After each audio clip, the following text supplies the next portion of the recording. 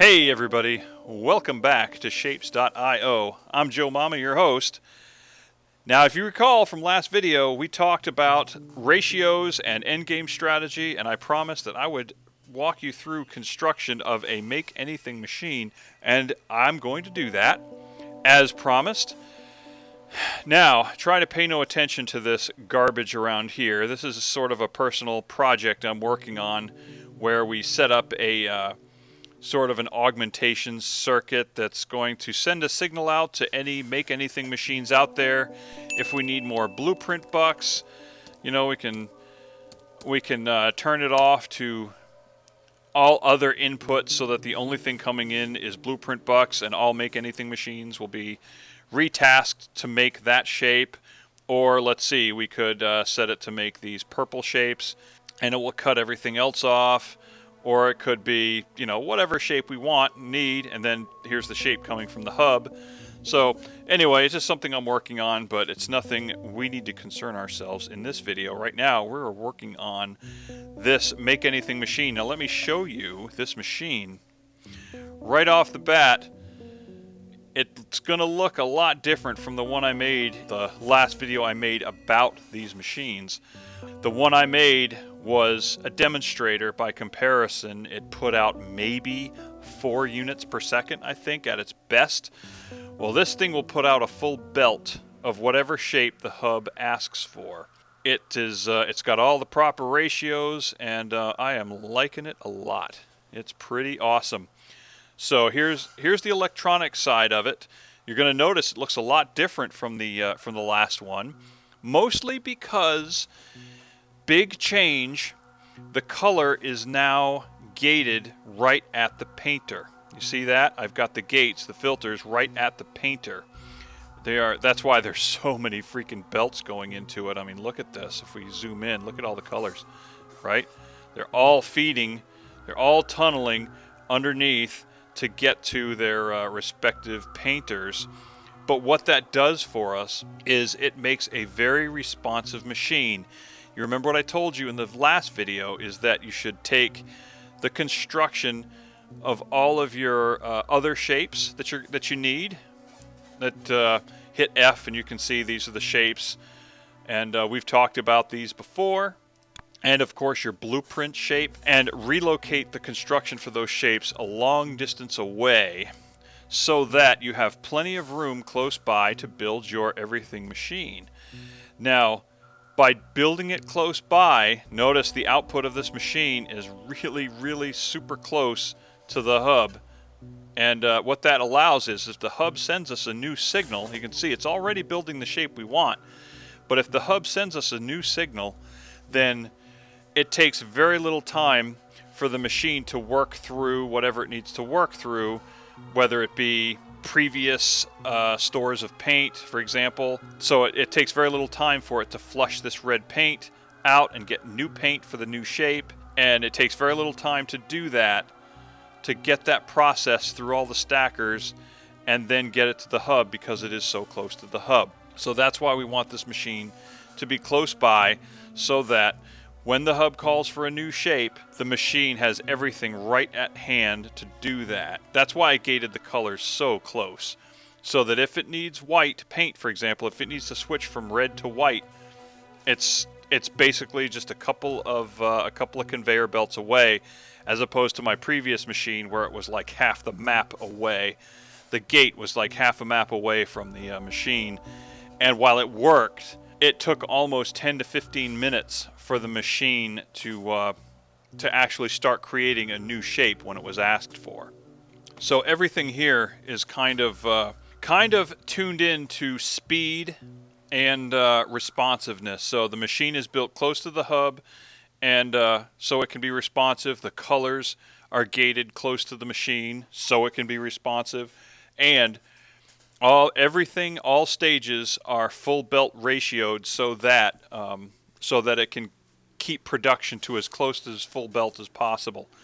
So none of this, you know, only creates 2.2 per second. No, this machine can put out a full belt of whatever shape the hub wants. Okay, first of all, notice that the machine is built in modules. Okay, you can see there's just repetitive modules here and there. which makes cutting and pasting very easy, and it keeps it fairly simple. You basically just put it together like Legos.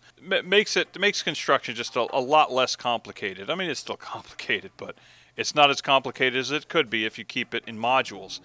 Also notice that the machine has 16 lanes, okay? Now the reason for 16 lanes is that the maximum number of layers that a shape can have in this game is 4. And each layer has 4 quadrants. So 4 discrete quadrants times 4 discrete layers equals 16 discrete lanes that need to be made into the machine. So that way, if put together properly, this machine is capable of building any shape that the hub can ask for. So that's why I've got all those different lanes. Also, what to feed the machine.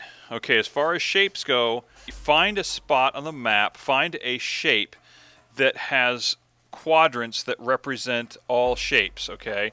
And I happen to find several. There are patches all over the map. You just have to look for them. And then, so what I did is I picked the shape right here. You can see that its quadrants are made up of a square, a star, a fan, and a circle. And those are all 4 shapes. You need them for this machine. Now granted, you don't have to find a particular shape. It doesn't have to be in a particular configuration. They can be in any configuration whatsoever. It doesn't matter. There just need to be one of each type of quadrant in the shape. Does that make sense? Okay. And this has representation of all 4. The machine will figure out that which shape you need, so you don't need to worry about that. So I've got 16 lanes, 16 full belts. Oh, and by the way, extractors. As I said in the previous episode, just one full belt requires 5 chain extractors. So I've got basically 80 extractors here, 16 times 5, and they are doing the job.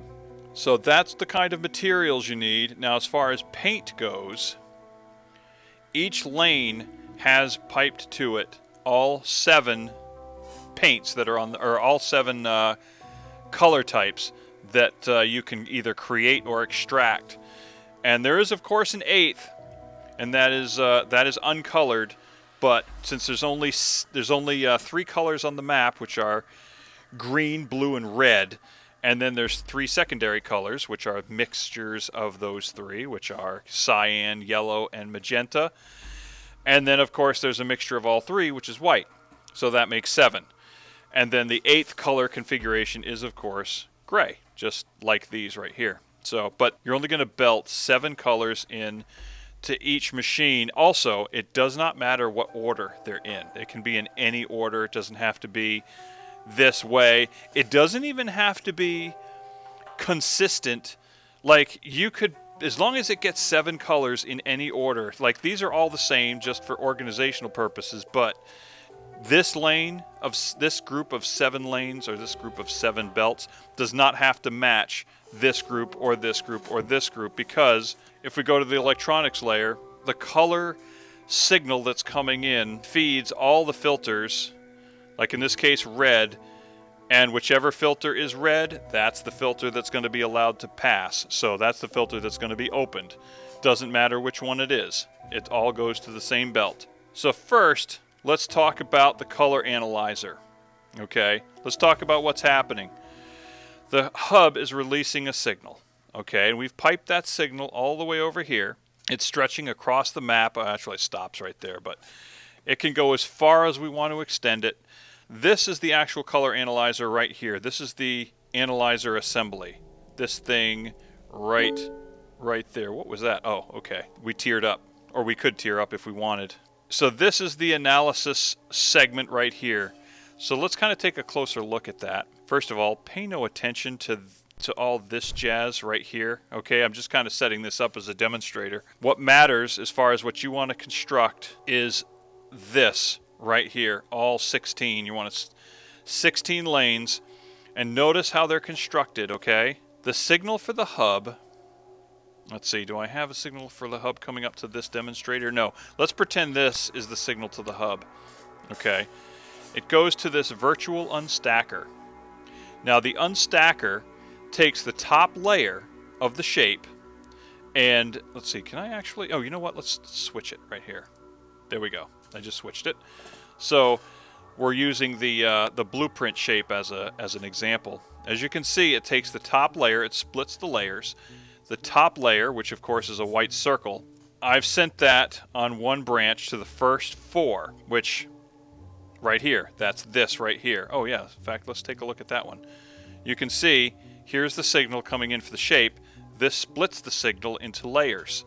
Well, actually, it only splits the top layer, and then every other layer is sent down this feed right here. So this looks at the top layer, and then the remaining signal, all the other layers are sent down this. They're sent down this line right here, and they come to a similar assembly where the top layer of the remaining layers is split off. And then if there's layers below that, they continue down. But right now there are no layers. Okay, so we don't have any third layer or fourth layers.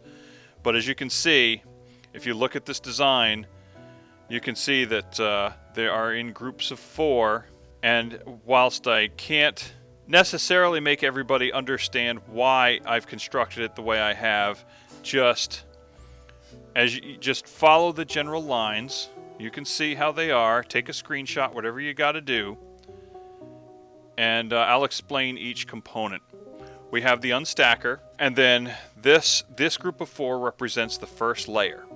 Okay. Now we take the signal output, which of course is this white circle. That's the signal for this particular shape. And it comes up, each of these little branches right here, each of these little branches is focused around the shape analyzer. Shape analyzer takes the input and outputs a color and a shape for simplicity purposes. Let me switch from this shape because this is just making things confusing because all 4 quarters are the same. So let's see, where's the button right here? Boom.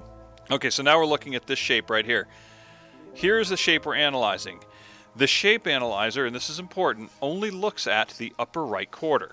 And it takes a look, which if you look at this, the upper right quarter of that it's a star, right? It's a quarter of a star. Now the shape analyzer splits the signal into a color, which of course in this case is gray, because it has no color, and it's a star. Now notice, instead of showing the quarter, it's actually showing the full shape, okay?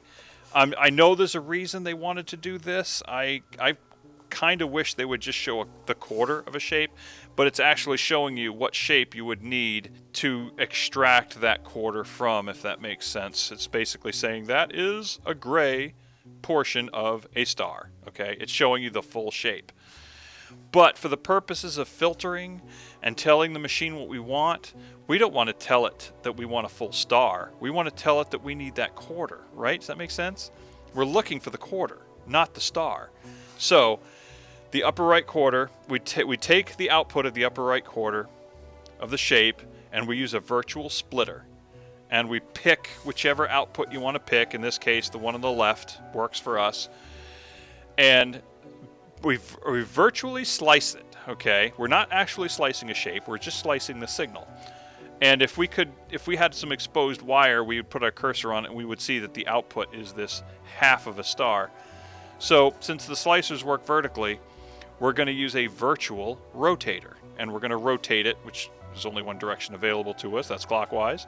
So we rotate it clockwise, slice it again, and now we've got a signal that matches what we're looking for, which is a quarter, a star. And that's the upper right quarter, and that's what we want to play with. And all of our signal outputs are going to be upper right quarter. That's just what we're going to do. Okay, so that is that. So this sends a signal to the first lane. And notice that the way I send my signals out, the shape is on a green wire and the color is on a blue wire. That's just what I do. That's my choice. So if you want to do that, by all means, go for it. Then what we've got here is we've got the same signal here. Now we've analyzed the upper right of this shape, but how do we analyze the rest? Well, we can't tell the shape analyzer to analyze a different segment. I wish we could, but we can't. Instead, we have to rotate the shape virtually that we're analyzing. So we send it through this clockwise virtual rotator, and now look, the signal is rotated clockwise 90 degrees. Now look, the upper right quarter is now a square, right? And if we analyze that over here, sure enough, it's changed. It's no longer this star, it's a square. And we take it through the same process. We cut it until we get a upper right square. But, okay, so we've analyzed 2 of the 4 quarters of this shape. Well, then it goes through another rotator, and now it's a circle, right? Now the output is a circle, and if we go again to this one, the upper right one, which is the last remaining unanalyzed quarter, it is a fan. And you can see it's right there. It's a fan. And we send them all through the same thing, and it outputs the upper right quarter. Okay, so now we've got a whole bunch of outputs of upper right quarters of that first layer. Now again, if there were other layers to the shape, they would continue on this output, and basically you can take this portion right here, you can cut and paste. I mean, you can take this, copy it, you know, and then you can take this portion. I'm actually going to include some of the previous portions so that we get our spacing right. Now watch how I do this. Just make sure you get your spacing. See where it's overlapping? See how I've got that shape overlapped? If you do stuff like that, then even though it's a little bit of a waste of blueprints, it helps you keep your spacing proper. So we can do that, boom, and then we go to the next one, and oops, oh, okay, it's a little bit different. But anyway, yeah, so you can keep your spacing along that way, and all you got to do is just keep laying them out, and that's how you set it up. Okay? They are no different. This group of 4 is no different than this group of 4, no different than this one, no different than this one. Those are going to give the signals to your machine that you're going to need. So you can take this, cut and paste it. I've reoriented it so that it's vertical and it's sending the signals to the appropriate parts of the machine. So it's sending down each of the 16 lanes. Each lane has a color signal and a shape signal. So we discussed the slicer. Again, as you can see, there are 4 slicers that keep up with the full belt. Okay, and there's the electronics. There's the electronics for this layer, so you can see. Here come the inputs from the color analyzer assembly, from the shape analyzer assembly, and you can see it goes to here. It goes to the filters. The shape signal comes to these filters, which basically tells this slicing assembly which quarter is needed for this lane, and it shuts off all the other filters and sends it to the trash, and the one remaining is allowed to continue on to the painter. Okay, this is the painter right here. It's a full belt painter. We've got 5 double painters in parallel. That puts out enough to fill a belt, and also the paint coming in, notice all 7 colors are allowed to come right up to the painter itself, and it doesn't matter, like I said, it doesn't matter what order they're in, just as long as they're there, as all 7 are represented. And the color signal actually ends right here. It goes to all 7 of these filters. And again, you can just cut and paste this electronic bit right over top of it. If you don't understand it, just cut and paste, just as I've done, and make it like this, and they're the same on all 16 lanes. And what you've got here is a comparator and a constant signal generator that generates a gray signal. So the reason for that is that if the shape that's being called for, or the quarter that's being called for, has no color, okay, if it's that 8th color configuration, then what will happen is this. Right now the color called for is red, and this, as a comparator, it's comparing the gray to the red, and of course it doesn't match. And because they don't match, basically it's saying, okay, well, since it is not gray and it's red, or since it's not gray, it is a shape that needs to be colored. Okay, so therefore this filter is set up so that if something doesn't match, it's sent to the painter. Okay, if the item is gray, if this comes in and it's gray, then that means, oh, this is something that does not need to be painted. It will bypass the painters entirely so that the painters don't get clogged. Does that make sense? Because after all, we don't want to send things to the painter that don't need to be painted. As far as the color goes, we don't need to tell this to cut off the color. Since this is going to be gray, no color is going to be allowed to come through. So all of this is going to come to a stop. So the colors won't be allowed in the painter, and the and the shapes will not be allowed in the painter in the case of a gray shape. So that's why that's there. It's a very important circuit. So this is just a bypass lane to bypass the painter, and then it merges again with the lane right over here.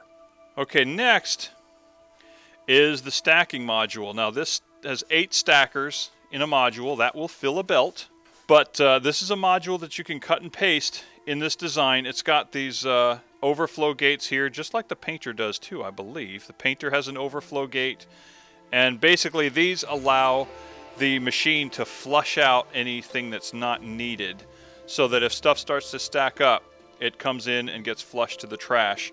So therefore, it makes it more responsive when a new shape is required. But yes, the stackers, this is where things get a little tricky. Okay, cut and paste these electronics over top of your stacker. Notice right here there's a crossed wire, so that this wire, as it passes by this storage unit, doesn't get a contaminated signal. So that's why that's there. It's just to keep the output of the storage unit from contaminating the overall signal. Now what's happening here, you've got, now notice we've got 16 lanes, but we've only got 8 stackers in this group. And notice too, I want to show you something. Now, leaving the slicers, you will notice that once the items are sliced, they are all oriented so that they're in the upper right corner. In order for this design to be cut and pasted, they all have to be oriented the same way. So therefore, you don't have to make a whole bunch of corrections. So that's why everything's oriented to the upper right.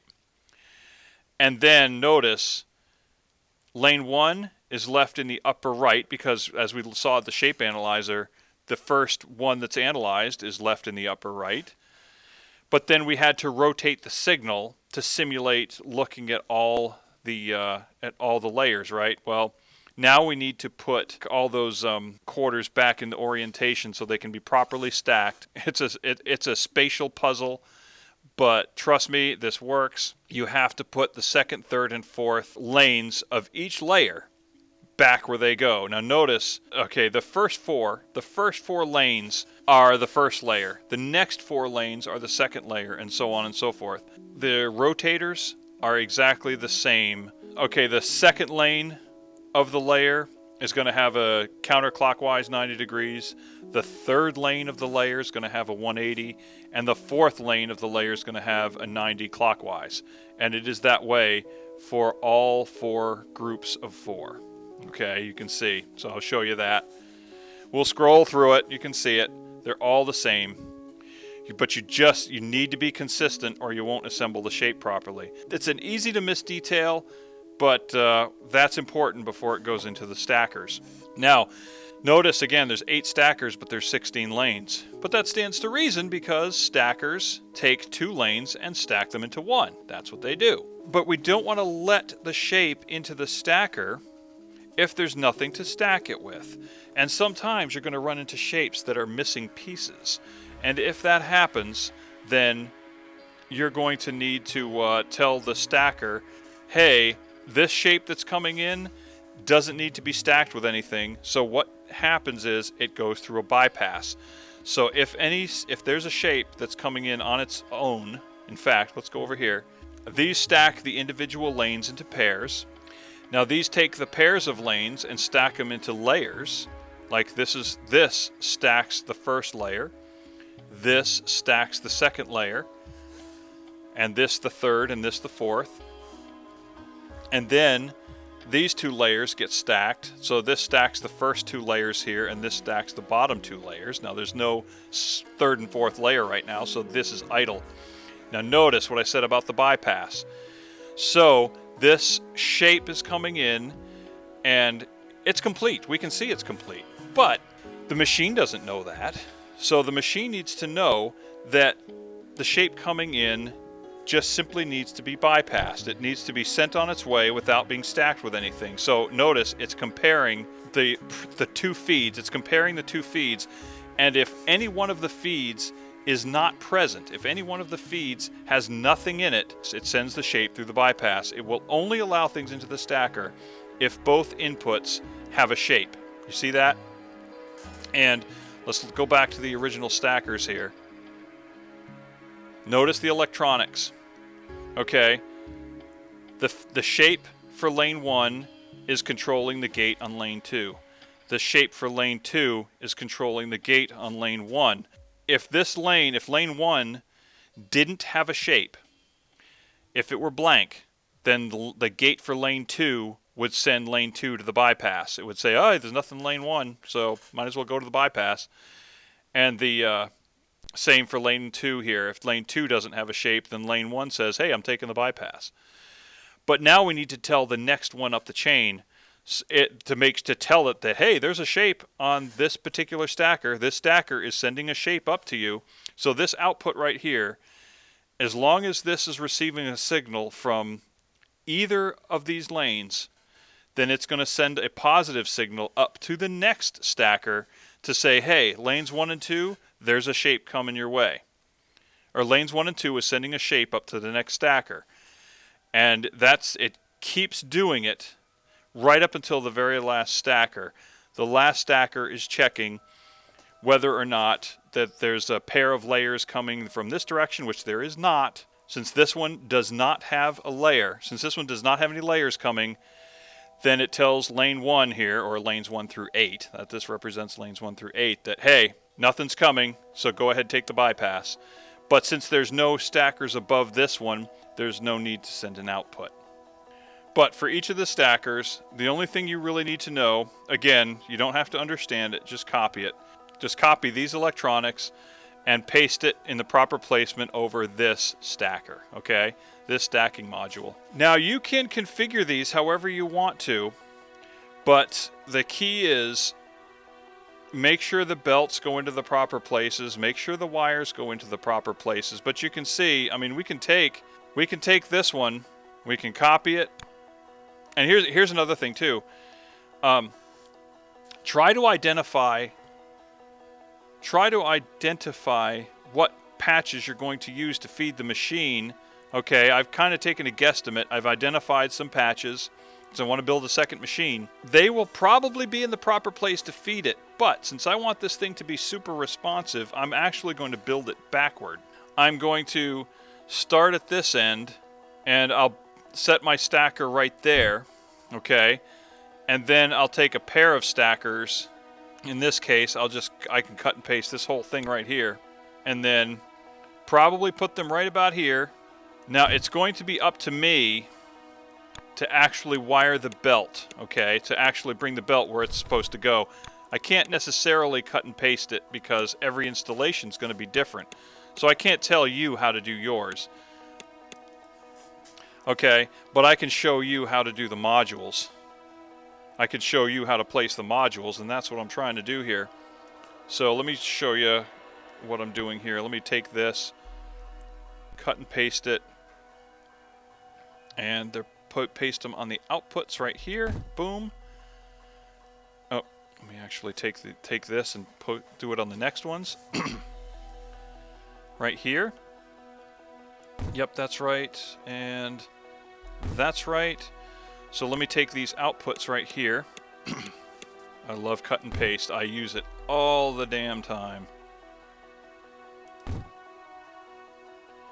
And right about there, let me get my wires. And there we go. We've got that connected. And just keep going like that. And then now we've got 4 here. So obviously that goes to the 4 outputs of these machines, as you can see. So I'll take 4 more machines, put them down here. Leave yourself some space in between them, because wires, you need to give yourself space to take a turn. You see? See how that works? So give yourself space, especially, that's why I left lots of space here. I mean, look at the turn that had to be created there. So there you go. I mean, I'm not going to build the whole thing for you, but like I said, let's go through one more time, and I'll show you the modules, and I'll show you the electronics. There's the stacker. There's the electronics. And again, these are all OR gates. They're OR gates. Take your screenshot. That's your painter. And here's the electronics for the painter.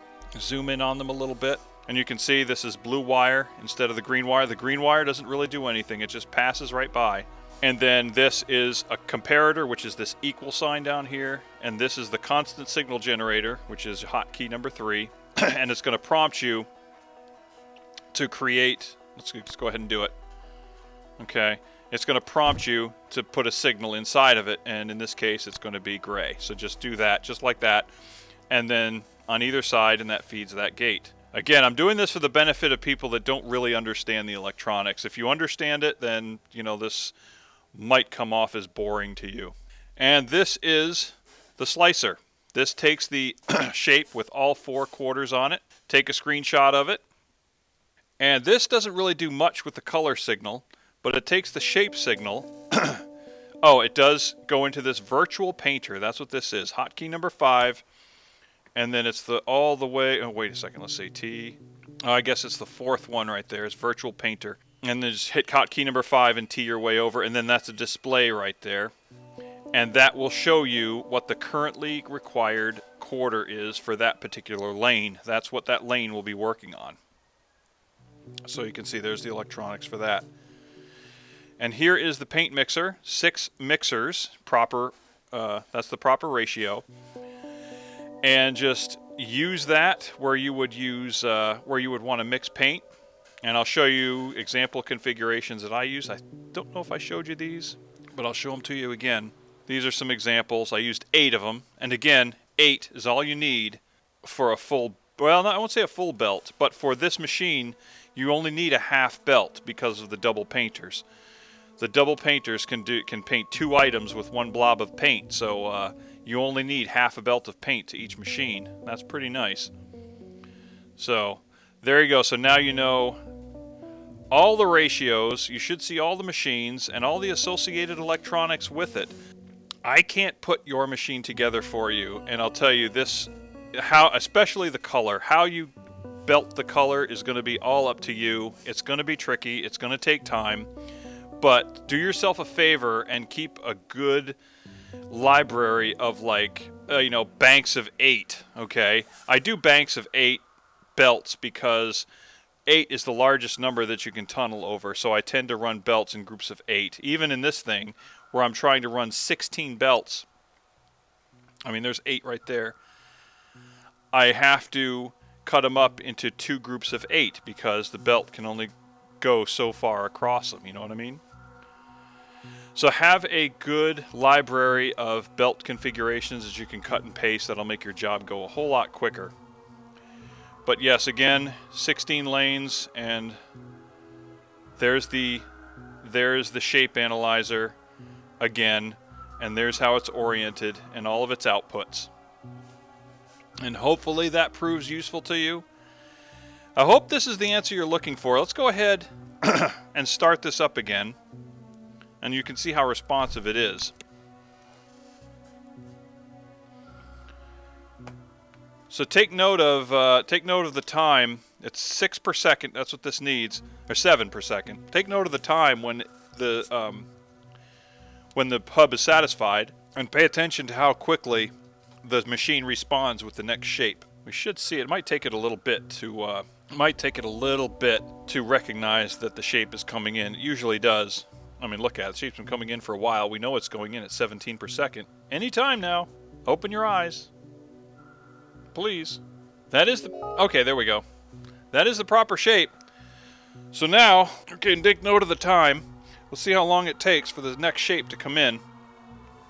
So as you can see, right now, because the signal coming in changed, this filter is no longer allowing these shapes to go through it. It's keeping the belt clear, and it's focusing, it's funneling everything to the trash. So let's see, let's see if we can observe the change.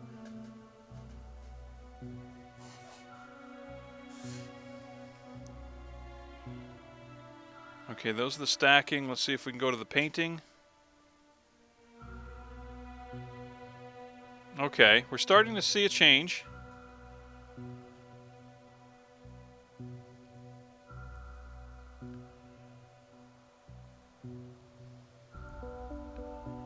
Yep, okay, yeah, we're starting to see the change.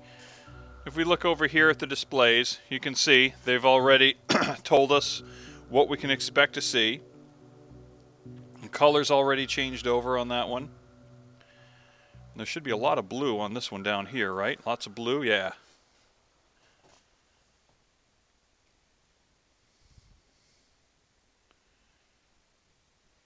And you can see the Frankenstein shapes are coming through as it flushes all the old paint and old shapes out. But the reason we brought the color so close to the machine, and the reason we have these overflow gates, is to kind of limit that from happening as much as possible. In fact, what really should happen is I should have things to flush it out right here. Okay, there's flushing happening there, and there's flushing happening there. Okay, so we've got overflow gates in a lot of places, so we're, as long as things keep flowing. But the changeover does take time. As you can see, as all the old paint is flushed out, you can see that there's still some lingering other colors. Okay, now it looks like we finally got a nice stream of blue, maybe? Yes or no? Looks like it.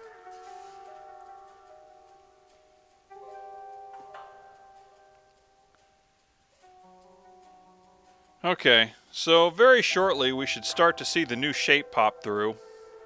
There we go. We got some winners.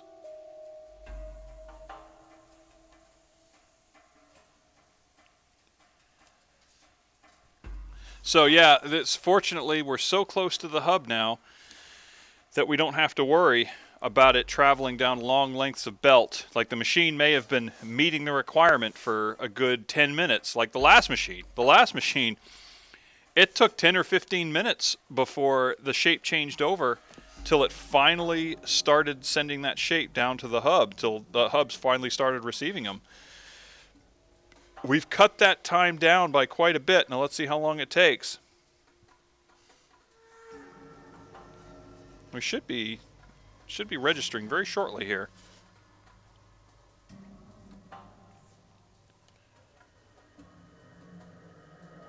Anytime now.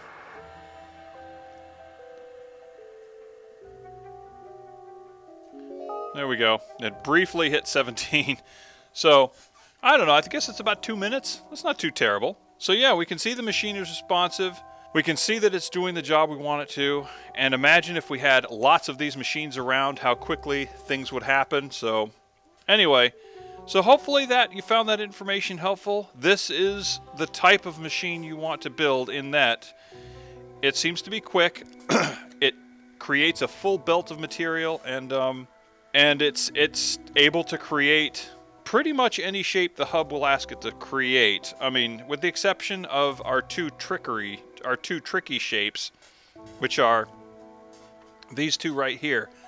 That takes special attention that the machine can't give it. But other than that, as long as they don't have any weirdness like that, they're just straightforward construction like this one here, then we should be okay. We can tell this machine to make just about any shape, and it should.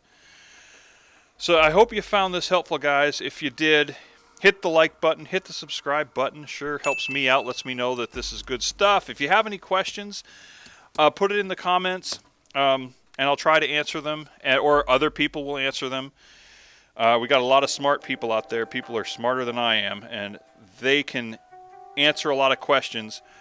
I put out a video a while back about how to create this logo shape here, right here. They call it the logo shape. And I happened to be looking on Reddit the other day, and somebody came out with a really slick design. And let me see if I can show it to you. And I can't take credit for it, but it is a really tight, slick design, and it is nice. I mean, look how tight that is. That is cool.